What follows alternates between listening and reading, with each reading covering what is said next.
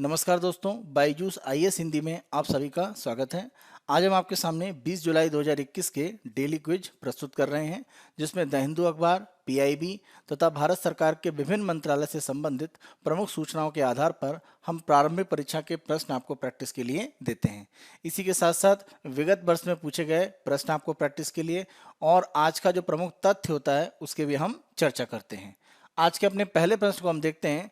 जीवित जड़ सेतु जो पेड़ों की जड़ों में हेरफेर करके निर्मित किया गया एक प्रकार का साधारण निलंबन सेतु होता है, आमतौर पर किस राज्य में देखा जाता है? इस प्रकार के अगर हम जीवित जड़ सेतु की बात करें तो ये प्रमुख रूप से हमारे उत्तर पूर्व के राज्य मेघालय में से देखा जाता है और प्रमुख रूप से अगर हम देखें तो खासी जनजाति के द्वारा इसको प्रमुख रूप से निर्मित किया जाता है। मेघालय के क्षेत्र को आप जानते हैं, भारत ही नहीं विश्व में सबसे अधिक वर्षा वाले प्रमुख क्षेत्र यहाँ पर हैं, वो चाहे हम मासिनराम की बात करें या चेरापूंजी की। तो अत्यधिक वर्षा के कारण नदियों का जल काफ़ी बढ़ जाता है। इस कारण से विभिन्न ग्रामों के बीच में या दो स्थानों के बीच में जो संपर्क मार्ग हैं उनमें कुछ व्यवधान बनता है। उसको दूर करने के लिए खासी लोगों ने इस तरह के अगर हम पुल देखें तो जीवित जड़ वाले जो पुल हैं उनका निर्माण प्रारंभ किया और माना जाता है कि लंबे समय में ये स्थायी रूप में एक तरह से कार्य करने लगते हैं। इस तरह के पुल को अगर हम देखें तो मेघालय में वहाँ की भाषा में इसको जिंग किंग जरी कहा जाता है और माना जा रहा है कि इस तरह के जो पुल होते हैं वो विभिन्न क्षेत्रों के बीच में आपसी संपर्क के लिए प्रमुख रूप से कार्य करते हैं। यह प्रश्न हमने आपसे इसलिए पूछा है क्योंकि अरुणाचल प्रदेश में राष्ट्रीय राजमार्ग अगर हम 13 की बात करें तो उसके कुछ भाग के क्षतिग्रस्त हो जाने के बाद वहां पर एक तरह से रस्सी के आधार पर एक अस्थायी पुल बनाकर लोगों के आने जाने की सामान्य व्यवस्था को स्थापित किया गया। इसी आधार पर हमने मेघालय में जो जीवित जड़ वाले जो पुल हैं उनके संबंध में चर्चा करी कि ये प्राकृतिक एक रास्ता है जिसको खासी लोगों ने मेघालय में बना रखा है, जिसके आधार पर वो वर्ष भर विभिन्न क्षेत्रों में अपने आवागमन को स्थायी रूप में बनाए रखते हैं। दूसरे प्रश्न को हम देखते हैं, निम्नलिखित में से कौन भारत में वनस्पति तेलों के प्राथमिक स्रोत हैं? वनस्पति तेलों के अगर हम प्राथमिक स्रोत की बात करें तो इन्हें प्रमुख रूप से उपयोग किया जाता है। जब द्वितीयक स्रोत की बात करें तो वो अस्थायी रूप में उनको बड़े पैमाने पर अभी उपयोग नहीं किया जाता, लेकिन वो भी विकल्प के रूप में माने जाते हैं। तो जब हम प्रमुख रूप से स्रोत की बात करते हैं तो इसमें मूंगफली शामिल है, इसके साथ साथ सोयाबीन और सूरजमुखी। इसके अनुसार अगर हम अपने आंसर को देखें तो 2, 4, 5 यहाँ पर सही होते हैं, तो विकल्प आपका सही है बी। भारत में अगर हम वनस्पति तेलों के प्राथमिक स्रोत देखें तो सोयाबीन यहाँ पर प्रमुख रूप से है, इसके साथ साथ रेपसीड और सरसों, मूंगफली है, इसी के साथ साथ तिल के तेल की बात करें सूरजमुखी, कुसुम, इसको सैफ्लॉर भी कहा जाता है, इसी के साथ साथ नाइजर, इसे भी प्रमुख रूप से एक प्राथमिक स्रोत माना जाता है वनस्पति तेल का। अगर हम द्वितीयक स्रोत की बात करें तो इसमें ताड़ का तेल यानी पाम ऑयल की बात करें, नारियल के तेल की बात करें, चावल की भूसी जिसको हम राइस ब्रेन ऑयल कहते हैं, काफ़ी अब तेजी से इसका उपयोग बढ़ रहा है। इसी के साथ साथ कपास के बीज जो कॉटन सीड्स होते हैं उनका भी उपयोग किया जाता है। और अंतिम रूप में आप देखें वृक्ष जनित तिलहन, वृक्ष पर लगने वाले फलों से प्राप्त होने वाले अगर हम तेल की बात करें तो इसमें प्रमुख रूप से महुआ शामिल है, जैतून यानी ऑलिव ऑयल की अगर हम बात करें, रतनजोत जिसे जैट्रोफा भी कहा जाता है, और साथ साथ करंज का तेल। यह कुछ प्रमुख स्रोत हैं जो वृक्ष जनित एक तरह से तेल के स्रोत के रूप में स्वीकार किए जाते हैं। प्राथमिक स्रोत और द्वितीयक स्रोत इनमें जो अंतर है उदाहरण के रूप में उनको आप ध्यान रखें, आपके एग्जाम के लिए काफी महत्वपूर्ण है। यहाँ पर यह प्रश्न हमने आपसे इसलिए पूछा है क्योंकि भारत में अगर हम देखें जो तिलहन की एक तरह से बुआई है, अगर हम इस खरीफ सीजन में देखें तो माना जा रहा है कि एक तरह से ये पीछे है और ओवरऑल अगर हम देखें तो लगभग 12% की एक तरह से कमी मानी जा रही है खरीफ में जो बुआई है। और इसमें प्रमुख रूप से आप देखें जो तिलहन की फसलें हैं उन पर एक तरह से प्रभाव पड़ रहा है। मॉनसून के संबंध में अगर हम 23 जून का आंकड़ा देखें तो इसमें लगभग 32% की एक तरह से अभी वर्षा की कमी है और प्रमुख रूप से ये जो कमी है ये एक तरह से भारत के उत्तरी पश्चिम और मध्य भारत के क्षेत्र में है और ये इलाके अगर हम देखें तो भारत में तिलहन के प्रमुख क्षेत्र हैं। तो वर्षा की जो कमी है उस कारण से अगर हम देखें तो राजस्थान के क्षेत्रों में माना जा रहा है कि सोयाबीन की जगह लोग मक्के की एक तरह से खेती की ओर जा सकते हैं अगर वर्षा सही रूप में नहीं हुई। इसी तरह से गुजरात में अगर हम देखें कि वर्षा सही रूप में नहीं हुई आने वाले समय में तो माना जा रहा है कि बड़ी संख्या में जो किसान हैं वो मूंगफली की जगह कपास की खेती एक तरह से करना पसंद करेंगे। तो ऐसी स्थिति में आप देखें जो तिलहन का उत्पादन है उसमें कुछ कमी हो सकती है मॉनसून में ये जो वर्षा की कमी हुई है उसके प्रभाव के कारण। अपने तीसरे क्वेश्चन को हम देखते हैं, निम्नलिखित कथनों पर विचार कीजिए। स्विट्जरलैंड और ऑस्ट्रिया में फॉन के कारण गर्म जलवायु होती है क्योंकि भूमध्य सागर से नम हवाएं आल्प्स के ऊपर चलती हैं। दूसरा, फोन तीव्र तापमान वृद्धि, बर्फ के पिघलने और हिमस्खलन जोखिम के लिए उत्तरदायी है। फोन के लिए आप ध्यान रखें, यह एक गर्म स्थानीय पवन है। इसका अगर हम प्रमुख रूप से प्रवाह देखें तो एक तरह से भूमध्य सागर के छेद से इसका प्रवाह यूरोप की तरफ होता है, यानी दक्षिण की तरफ से पूरब की तरफ इसका प्रवाह होता है। इन पवनों के अगर हम मार्ग में देखें तो प्रमुख रूप से यहाँ पर जो पर्वत श्रृंखला पड़ती है वो है आल्प्स। तो आल्प्स पर्वत श्रृंखला एक तरह से इसमें बाधा के रूप में है। हवा का भाग जो भूमध्य सागर की तरफ से गति करता है उसमें एक तरह से बड़े पैमाने पर नमी का भाग होता है।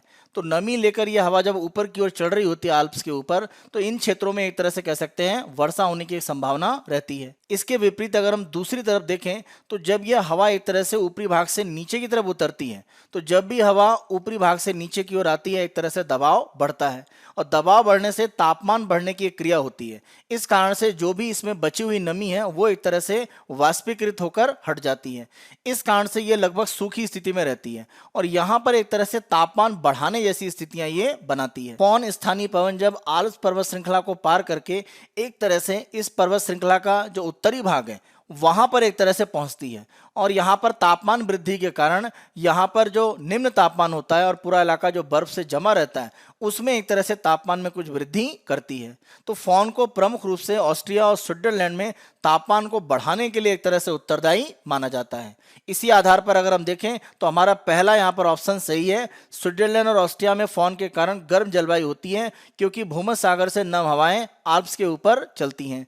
दूसरा, फोन तीव्र तापमान वृद्धि, बर्फ के पिघलने और हिमस्खलन जोखिम के लिए भी उत्तरदायी है। सही स्टेटमेंट है, क्योंकि जब बर्फ पिघलती है फोन के प्रभाव के कारण, क्योंकि तापमान बढ़ता है, तो हिमस्खलन की संभावना, जिसको हम एक तरह से एवलांच भी कहते हैं, उस तरह की स्थितियां भी देखी जाती हैं आल्प्स के जो निचले भाग हैं वहां पर। तो दोनों कथन यहाँ पर सही हैं, तो आंसर आपका है सी, दोनों सत्य है। इसी के साथ साथ आप फोन के साथ साथ प्रमुख रूप से आपको ध्यान रखना है कि इसी तरह का एक तंत्र उत्तरी अमेरिका में ही पाया जाता है। अगर हम यूएसए की बात करें, जहां पर जो स्थिति आल्प्स की है वही स्थिति एक तरह से रॉकी की रहती है। तो रॉकी पर्वत श्रृंखला मान लीजिए इस तरह से है, और प्रशांत महासागर से जो हवाएं आती हैं वो एक तरह से रॉकी पर्वत श्रृंखला को पार करके जब इसके पूर्वी भागों में पहुंचती हैं तो वहां पर तापमान में एक तरह से वृद्धि करती हैं, और माना जाता है कि इस क्षेत्र में जो बर्फ जमी है उसको पिघलाने में इन हवाओं का प्रमुख योगदान रहता है यूएसए में, और इस कारण से उसे स्नो ईटर भी कहा जाता है। फोन के द्वारा जो प्रभाव एक तरह से आल्प्स को पार करके स्विट्जरलैंड और ऑस्ट्रिया में डाला जाता है, यही प्रभाव चिनूक गर्म स्थानीय पवन के द्वारा रॉकी पर्वत श्रृंखला को पार करने के बाद एक तरह से रॉकी पर्वत श्रृंखला का जो पूर्वी भाग है उसके क्षेत्रों में प्रमुख रूप से डाला जाता है। यहाँ पर यह प्रश्न हमने आपसे इसलिए पूछा है क्योंकि माना यह जा रहा है कि जलवायु परिवर्तन के कारण जो तापमानिक वृद्धि हो रही है, तो स्विट्जरलैंड में आल्प्स का जो क्षेत्र है वहां पर जितने ग्लेशियर हैं उनका लगभग 2% एक तरह से जो आयतन है उसमें कमी आई है, और इस कारण से लगभग 1000 झीलों का यहाँ पर निर्माण हो गया है। अगले हम अपने प्रश्न को देखते हैं। जुड़वा घाटा एक ऐसी स्थिति है जिसमें एक राष्ट्र में होता है। जब हम ट्विन डेफिसिट या जुड़वा घाटा की बात करते हैं तो प्रमुख रूप से इसमें अगर हम ध्यान रखें तो चालू खाता घाटा और राजकोषीय घाटा दोनों एक साथ होते हैं। तो यहाँ पर आंसर है आपका ए। चालू खाते घाटे की अगर हम बात करें तो जब हम भुगतान संतुलन की बात करते हैं यानी बैलेंस ऑफ पेमेंट, तो उसमें दो खाते होते हैं, चालू खाता और पूंजी खाता। ये सम्मिलित रूप में एक तरह से आपका भुगतान संतुलन कहलाता है। भुगतान संतुलन का मतलब किसी देश का बाहरी एक तरह से जो दुनिया की अर्थव्यवस्था है उसके साथ में जो लेन देन होता है वो प्रमुख रूप से भुगतान संतुलन का भाग है। अगर हम केवल चालू खाते की यहाँ पर अगर हम बात करें तो चालू खाते में प्रमुख रूप से व्यापार संतुलन एक तरह से शामिल होता है, जिसमें जितना भी हम बाहरी देशों से आयात प्राप्त कर रहे हैं और बाहरी देशों को हम जो भी एक तरह से निर्यात कर रहे हैं उसका एक तरह से भाग शामिल है। अगर हमारा निर्यात ज़्यादा है, आयात कम है, तो व्यापार संतुलन हमारा सकारात्मक होता है। इसको एक तरह से हम ट्रेड सरप्लस बोलते हैं। इसी के साथ साथ इसमें अदृश्य भुगतान, जिनको हम प्रमुख रूप से सेवा क्षेत्र की अगर हम बात करें तो सेवा क्षेत्र में जो भी एक तरह से भुगतान होता है आयात निर्यात का, उसका एक तरह से जो भाग है वो अदृश्य भुगतान में यहाँ पर शामिल होता है, क्योंकि ऊपर व्यापार संतुलन में प्रमुख रूप से वस्तुएं एक तरह से शामिल हैं, सेवाएं शामिल नहीं है। तो सेवा क्षेत्र का जो भाग है वो अदृश्य भुगतान में यहाँ पर शामिल है, इनविजिबल पेमेंट में। इसी के साथ साथ अन्य प्रकार की जो प्राप्तियां हैं जिसमें प्रमुख रूप से आप देखें प्रेषण या रेमिटेंस, यानी भारतीय लोगों के द्वारा विदेशों से आय का जो हिस्सा भारत भेजा जा रहा है। इसी के साथ साथ अनुदान के रूप में जो भी बाहर से कोई भुगतान आ रहा है या किसी भी तरह के गिफ्ट के रूप में भुगतान आ रहा है, वो सब भाग एक तरह से यहाँ पर शामिल होता है। ये चालू खाता एक तरह से कहलाता है। अगर यहाँ पर हम देखें कि भारत में भुगतान ज़्यादा आ रहा है और बाहर कम जा रहा है, तो एक तरह से चालू खाता हमारा क्या होता है, अधिशेष, जिसको हम बोलते हैं करंट अकाउंट सरप्लस। लेकिन अगर ऐसा हो कि बाहर हम भुगतान ज़्यादा कर रहे हैं और बाहर से भुगतान भारत में कम आ रहा है, तो वो होता है चालू खाता घाटा। इसमें प्रमुख रूप से अगर हम देखें तो अगर आयात बहुत ज़्यादा है, निर्यात कम है, तो सामान्यतः चालू खाता घाटा बनता है। तो यहाँ हम देखें तो चालू खाता घाटा एक प्रकार से इसको हम डिफाइन कर सकते हैं। और राजकोषीय घाटे की बात करें तो किसी भी देश की अर्थव्यवस्था में प्रमुख रूप से घाटे की स्थिति क्या है। राजकोषीय घाटा ये दिखाता है कि अर्थव्यवस्था में एक तरह से बाहरी जो भी ऋण है या अन्य प्रकार की जो आवश्यकताएं हैं, उनको लेकर कितना एक तरह से घाटा अर्थव्यवस्था में बन रहा है, वो प्रमुख रूप से राजकोषीय घाटे को दिखाता है। तो ये दोनों घाटे जब अर्थव्यवस्था में एक तरह से रहते हैं तो इनको हम कहते हैं कि किसी भी अर्थव्यवस्था में एक ट्विन डेफिसिट या जुड़वे घाटे की स्थिति बनी हुई है। तो आंसर यहाँ पर आपका क्या है, ए। यहाँ पर यह प्रश्न हमने आपसे इसलिए पूछा है क्योंकि माना यह जा रहा है कि भारत में जिस तरह से राजकोषीय घाटे की एक बढ़ती हुई स्थिति दिख रही है, तो अर्थव्यवस्था में एक असंतुलन आ सकता है। लेकिन भारत के जो मुख्य आर्थिक सलाहकार हैं, उन्होंने इस बात से इनकार किया है। उनका मानना है कि लगभग 11% की वृद्धि दर अगर हम प्राप्त करते हैं, तो हमने जो 6.8% का एक लक्ष्य रखा है कि जीडीपी का जो हमारा कुल राजकोषीय घाटा होगा, वो हम प्राप्त कर पाएंगे। डेली क्विज के अपने दूसरे भाग में हम आते हैं, जिसमें हम सिविल सेवा प्रारंभिक परीक्षा में विगत वर्ष में पूछे गए प्रश्न आपको प्रैक्टिस के लिए देते हैं। आज हम 2014 में यूपीएससी के द्वारा पूछे गए प्रश्न को ले रहे हैं। आज का प्रश्न हम देखते हैं, ब्रिक्स नाम के देशों के समूह के संदर्भ में निम्नलिखित कथनों पर विचार कीजिए। ब्रिक्स का पहला शिखर सम्मेलन 2009 में रियो डी जेनेरियो में आयोजित किया गया था। आप ध्यान रखें, 2009 में ब्रिक्स की प्रमुख रूप से स्थापना की गई थी और इसकी स्थापना जहां पर की गई थी, वहीं पर एक तरह से इसका पहला शिखर सम्मेलन भी बुला लिया गया था। और ये शिखर सम्मेलन रूस के शहर येकाटेरिनबर्ग में आयोजित किया गया था 2009 में। तो रियो डी जेनेरियो नहीं है, रूस का शहर येकाटेरिनबर्ग। तो इसीलिए पहला पॉइंट आपका गलत है। दूसरा, दक्षिण अफ्रीका ब्रिक्स समूह में शामिल होने वाला अंतिम देश है। अगर हम ब्रिक्स की बात करें तो इसके संबंध में जो प्रथम विचार है वो 2001 में एक अर्थशास्त्री हैं जिम ओनील, जो गोल्डमैन सैक्स संस्था में काम करते थे, उनके द्वारा दिया गया था। उन्होंने प्रमुख रूप से ब्राजील, रशिया, इंडिया और चाइना यानी ब्रिक की बात करी थी।